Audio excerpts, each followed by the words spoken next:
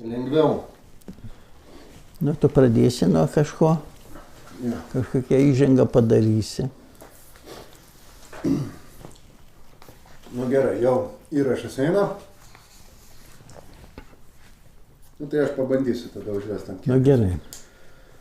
Nu ką, sveiki dar kartą, Petrai. Malonu, kad sutinkat tęsti šitą mūsų serialą. Ir dabar, kaip suprantu, po to įvadinio pokalbio apie jūsų gyvenimą jūs norit pakalbėti taip jau koncentruotai apie savo darbą po to, kai buvot palikęs valstybės tarnybą kurį laiką. Tai kaip dirbot konsultaciniai firmai. Savoj. Jo, ir čia ir būtų šiandienos laidos tema. Tai pradėkime. Nu, ačiū. Na, tai tiesa, kada išėjau savo noro priverstinai, aš pasakysiu, iš valstybinės mokesčių inspekcijos į gatvę, reikėjo kažką tai sugalvoti, nors gavau jau pensiją, galėjau gyventi toliau, taip tęsti, bet žinot, mano charakteris netoks. Ir tuo labiau, kad buvau žinomas Lietuvoje, kaip specialistas mokesčių srityje. Na, įsteigiau savo konsultacinę firmą. Tiesiog, klientų buvo nemažai, ypač pirmiausia konsultavimo klausimais, nes daugam buvo neaišku, tiesiog priimdami sprendimą irgi verslininkai, jie turėjo žinoti, koks likimas jų gali būti ištikti, jeigu jie kažką tai pažins. Nes aš atvirai pasakysiu, buvo labai dorų žmonių ir verslininkų, kurie norėjo, kad sumokėti mokesčius kaip priklauso valstybei, kad jie nepatektų į žabangas paskiau, jeigu jis padarys klaidą. Jo apskaitoje yra kaip kitaip ir mokesčių inspekcija atėjusi priskaičiuos sumas. Tai va tokių konsultacijų buvo ir ne tik mokesčių klausimais, bet pavyzdžiui, toks, mano buvo vienas iš pagrindinių konsultacijų, ką aš konsultavau, tai Klaipėdos valstybinį jūros uostą. Arba Mažeikių savivaldybė, aš turiu mintyje tokias jau valstybinės įstaigas. O paskiau buvo ir draudimo kompanija stambia Lindra, ir Dvačionių keramikos gamykla pati, ir dar nemažai kitų įmonės, bet daug ir pas mane tiesiog ir draugų, buvusių kolegų, draugiškai kreipėsi, sako, patark, kaip vieną ar kitą atimą. Ir aišku, tada ne pinigai man rūpėjo, bet draugiškai reikėjo padėti. Bet visgi didžiausią laiko dalį aš paskyriau, kreipėsi tie, kurie buvo kažkaip pakliuvę į mokesčių inspekcijos arba valstybės kontrolės rankas, kaip pasakyti, kurie buvo priskaičiuotos atitinkamos sumos, inkriminuojamos mokesčių, baudų, delspinigių. Jiems reikėjo, o jie jautėsi, kad jie nėra kalti. Iš antros pusės kreipdavosi į mane pagalbos. Aišku, aš pažvelgdavau į jų tas bylas, kur matydavau, kad aiškiai mokesčių inspekcija yra teisi, aš jam patardavau, žinot, nesiimdavau kažkokią tai imtis, ginti, kaip kada nėra net šansų, jokių būdų ten laimėti, netką. Tai geriau tik patardavau taip, žinot, tada visais laikais yra taip, galima tą inkriminuotą sumą, galima surasti būdų, kaip nors ją pratęsti, vėliau sumokėti. O gal bus kokie palankus įstatymų pakeitimai, nors atgalios jie neturėdavo, faktiškai negalėdavo taikyti, bet jeigu palankus, bet žinot, vykdant išieškojimų klausimą, galima buvo susitarti su mokesčių inspekcija, kad būtų ta suma sumažėta. Tik va tokiu atveju, ne pačia suma. Nu, bendrai, iš antros pusės, tokių aš iš viso per tuos 5 metus turėjau tokių klientų apie 30. Suprantat? Kiekviena byla, visai skirtinga buvo. Apie mokesčių išieškojimą, bet kiekvienas verslas turi savo srityje, o kiekvienoje versle yra savos produkcija arba paslaugos panašiai visai. Ir dažnai yra bylos tos mokestinės yra viena į kitą dargi ir nepanašios. Suprantate, tada tekdavo, žinot, jeigu pradėti jauti, žinai maždaug, jau pajauti, ar jis yra bloga įstatymo taikymo, pirmiausia žiūrėdavo mokesčių inspekcija. Ar jie teisingai taiko? Antras klausimas. Ar yra ir bendrai netiesa į pačiuose įstatymuose? Užkoduota, ar taip pasakyčiau. Ir tokių atvejų buvo. Ir buvo ne vienas. Ir man pateko net ginčijantis, nuėjom iki nuo administracinio teismo. Bylos tos ten buvo nagrinėjamas necivilinė tvarka.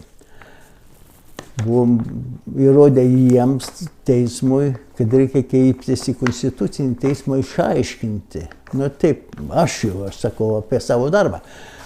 Išaiškinti, kad tas įstatymo raidė, tas įstatymo punktas, ar jis neprieštarauja konstitucijai. Suprat? Ir taip buvo įrodyta. Įrodėm tai, kad net ir finansų ministerijos priimtas aktas, teisės aktas, kurio vadovavosi mokesčių inspekcija priskaičiuodama mokėtams baudas, kad neįvykdė, o pasirodo, kad ta finansų ministerija negalėjo net išleisti tokių įstatymų, kadangi mokesčio klausimai priklauso tik tai Seimui.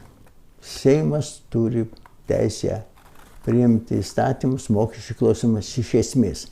Po įstatyminius aktus, to įstatymo vykdymą, čia jo gali pavesti Seimas, finansų ministerija, bet pati finansų ministerija arba mokesčių inspekcija pagal įstatymo raidę, pagal konstituciją neturi teisės sugalvoti savo taisyklių ir joms vadovaujantis ir bausti joms remiantis. Tai tokių faktų buvo. Bet antras dalykas, tuo laiku aš dirbau jau po mokesčių inspekcijos. Aš tikrai žinau, Vagdoniaus vyriausybė jau prisimenat, pats dar jaunas turbūt neprisimenė, bet aš prisimenu ir jo laikais teko dirbti, žinau, kad mokesčių inspekcijai dar man dirbant. Buvau konservatorių partija valdžioje tada. Aišku, jiems buvo problema mokesčio, kuo daugiau gauti.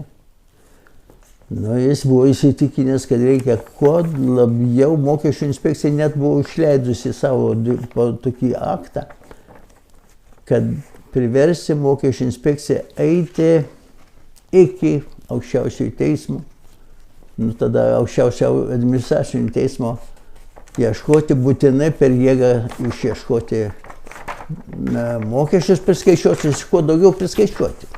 Faktiškai toks buvo administracinis orientyras pačiai mokesčių inspekcijai. Ir aš juos visus puikiai žinau, kadangi aš ten irgi kartu su jais dirbau prieš tai, kad tai jie buvo ir pavaldus jam ir turėjau ir dirbti, jo nurodymus vykdyti. Tai tas irgi buvo toks verslininkams nepagoda. Tai buvo toks intensyvus išreikalavimas, ieškojimas mokesčių, pajamų, nors ir galbūt ir neteisėtų būdų. Nu, ką aš pasakyčiau dar, kad jeigu nedidelės mokesčių inkriminuodavo sumas, tai daugiausia tie verslininkai nesikreipdavo, dar sumokėdavo, nors ir neteisingai galbūt jos inkriminuotos, jie manė, bet jeigu samdyti advokatą arba dar kažkokios mokėti, reikia daugiau negu priskaičiuotą mokesčių. Aišku, nebuvo verta. Čia jau praktikinis dalykas. Geriau sumokėti, negadinti santykių dargi su mokesčių inspektoriais. Geriau sumokėti valstybė, kitaip sakant, negu tam advokatui ar kam nors jis dar neaišku, ar jis laimės ar nelaimės. Tai tokių dalykų buvo. Nu, mano praktikoje iš tų visi klientais, kažkaip sutarėm, labai draugiškai dirbom. Iš jų daug ką sužinojau, tas pačias jų verslo aplinkybės, kokie pas juos buvo sunkumai, kuo susidurdavo ir kokios silpnybės. Ir visad išaiškėdavo. Ar jis, dažniausiai aš taip, nežinau, mano tokia nuomonė būdavo, bet išaiškėdavo, ar jis yra slėpia mokesčius sąmoningai, ar jis tai dėl nežinojimų padarė klaidą ir apskaičiavo. O tiesiog, arba prie jo prikibo mokesčių inspekcija labai neteisingai, nes tokių buvo labai daug bylų. Prikibo, ką ten? Prikibo prie dokumento, ten gal buvo, ten kažkur tai nepasirašyta. Kažkokio ten rekvizitų vieno nebuvo, nors iš esmės jis buvo teisus tas dokumentas ir viską, bet prikibo, išmetė tą, sumažina pajamas arba padidina išlaidą dažniausiai. Sumažina, tada ir padaro jį nusikaltėliu, suprantu, apsišioja papildomus mokesčius. Nu, tada visad taip matydavai tą visą procesą, kas vyksta už tų skaičių, už tų mokesčių. Kas, nes, žinot, tai yra kova valstybės viešuoju interesu. Kitaip sakant, įstatymas šventas dalykas, blogas ar geras.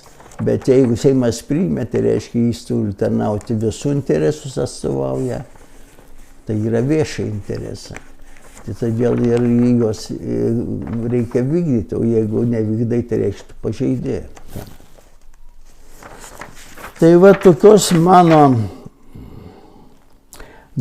tada dar noriu pasakyti taip, kad tuo laikotarpiu, aš turiu 1997-2001 metais, tuo laikotarpiu skundus nagrinėjo 5 apeliacinės instancijos. Vietos centrinis mokesčių administratoriai, mokestinių ginčų komisija, tokia buvo. Dabar yra berods apylinkių apygardo teismai, nuo Vilniaus apygardos administracinis teismas buvo kaip išskirtinis tada, daugiausia ir vyriausiasis administracinis teismas. Jie suabejodavo ir konstitucinis teismas, kaip ir mano vienoje byloje taip pavyko. Daugiausia, aišku, bylų man padedant buvo laimėta mokestinių ginčų komisijoje ir teismuose. Ne pačioje mokesčių inspekcijoje, ne centre, bet aš patsgi puikiai žinau, būdamas mokesčių inspekcijos viršininku, jog tie ginčiai atsiranda pradžioje, kada inspektorius tikrina įmonę ir jis nustato, apskaičiuoja pirmą tą sumą. O jeigu ginče nesutinka verslininkas, tai jis nagrinėja pirmiausia to rajono mokesčių inspekciją. O jeigu tą pritarė, tai jis eina į centrą, į Vilnių. Tada, kada buvau viršininkas, patekdavo tos bylos pas mane, per mano rankas. Buvo skyrius, kuris nagrinėdavo, ar teisingai apskaičiuota, ar, kitaip sakant, ginčą nagrinėdavo verslininko ir inspektoriaus. Ir žiūrėdavo, ar inspektorius teisus ar ne, ar kas. Man pateikdavo, man beveikdavo, dieną dirbi ten, o vakarai, į naktis dar būdavo. Tekdavo peržiūrėti visus tuos skundus, pačiam įsigilinti.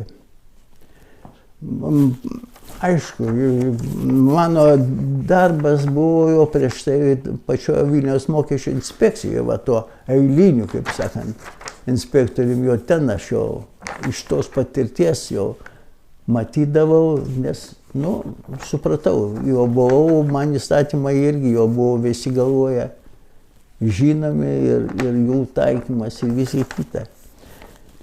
Ir daug esu panaikinęs žemutinio, mokesčių inspektorių sprendimų, išieškoti tos mokesčius, kitaip sakant.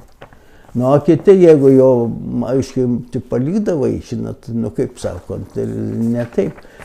Bet aš ką noriu dar pasakyti tuo klausimu.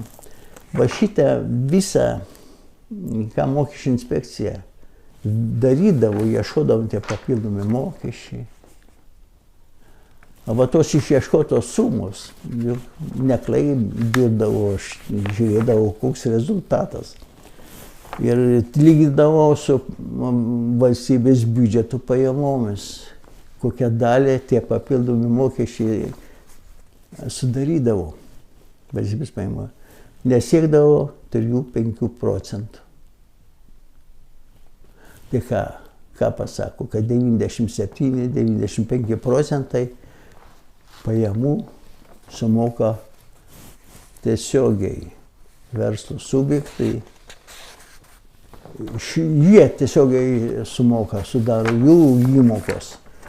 Bet va šitą kontrolę, juk norit, nenorit, vis tiek visi jaučia ir bijo ir nenori, kad mokesčių inspekcija ateitų pas juos ir kontroliuotų, ieškotų. Žinot, visi bijo. Ir už taigi ta pati kontrolė, ta institucija yra daugiau, aš pasakyčiau, jos vaidmuo yra daugiau toks profilaktinis poveikis, kad patys verslininkai sąžiningiau mokėtų ir deklaruotų ir mokėtų mokesčius. Taip yra tikslas, kad jie patys. Mano darbas mokesčių inspekcijoje kaip tik buvo tik ta kryptimi. Uždaryti landas pirmiausia, o ką reikia? Reikia patobulinti įstatymus, kad jie nebūtų pažeidžiami akvalai ir nesinaudotų tomis silpnybėmis įstatymų. Tai taip, toks yra, va taip ir to, gal ir taip. Taip ir tas, bet vat štai kaip buvo. Netikėtai ir man neblogai taip sekėsi. Vieną dieną vasaros, būnant sode, kartu dirbau, buvau privatus asmuo, kartu paskambino netikėtas skambutis telefonu. Prisistatė Albinas Januška, tuomet buvęs Adamkaus padarėjas, prezidento Adamkaus valdomas. Jau aš ir sako, pagal azartinių lošimų įstatymą, kaip tik buvo priimtas jisai 2001 metais, ar turi paskirti aukščiausiai valdžios vadai, atstovai, kaip sakant, po 2 asmenys komisijos narius. Tos priežiūros komisija sudaroma, prižiūrėti azartinių lošimų įstatymų įvykdymą, organizavimo įvykdymą. Po 2 prezidentas, 2 Seimo pirmininkas, tada buvo Paulauskas, 2 ir ministras pirmininkas, tada buvo dar šitas Ne Brazauskas, bet prieš šį dar, vat, nu vienu žodžiu. Ir man pasakė, paprašė, sako, kad mes per jį, matyti, jam buvo prašyta surasti žmonės. Na ir pakvietė mane, sako, užimkit, vat, sutikit būti komisijos nariu. Nu, žinot, čia buvau įsitaisęs neblogą darbą, buvau, nu, galėjau dirbti toliau. Nu, bet vis tiek kažkaip, žinot, paprašė valstybės vadovą, žinot. Nu, kaip čia, o čia aš supratau, azartiniai lošimai, pirma nauja verslo rūšis, kurie atėjo į Lietuvą, čia pradžia pati labai sunki bus ir atsakinga, aišku. Nu, bet sutikau ir rytojaus dieną mano jo kaimynas, ne rytojaus dieną, bet po pietų man kaimynas sodu, sako, per radiją pranešė, kad tave jau paskyrė, suprantat? O po dienos ar dviejų, aš jo tiksliai nesakau, pasikvietė prezidentas į rūmus, nu pokalbių, nu kaip sakant, darbų, orientacija. Nu, aš prisimenu jo žodžius labai gerai. Jis man, matyti, jis turėjo patirtį ir puikiai suprato tuos azartinius lošimus, aišku, kurio Amerikoje bedirbdamas ten, žinot, jau senai buvo jie, pagarboje viešumoje labai. Jis pasakė, sako, juose sukasi nelegalus, nešvarus pinigai. Ir aš tą dalyką aš paskiau pats man pranešė vienas mokesčių tos kazino vadovas, nu, direktorius, jo pokalbė. Jis sako, o pats, sako, turi patirtį, mokesčiuose dirba jo ir nesurado, sutiktumėt. Mane tiesiog palydėjo būti principingam ir būti, nu, atlikti pareigą, kaip reikiant pagal įstatymą. Ir taip aš patekau į azartinių lošimų priežiūros komisiją, nariu tapau. Nu, čia jo kita istorija, kuri prasidėjo labai, kaip pasakojo, nu, tokie gražiai, įspūdingai, o baigėsi, tačiau,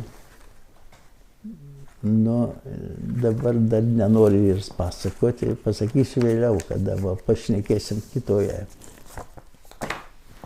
klausimų.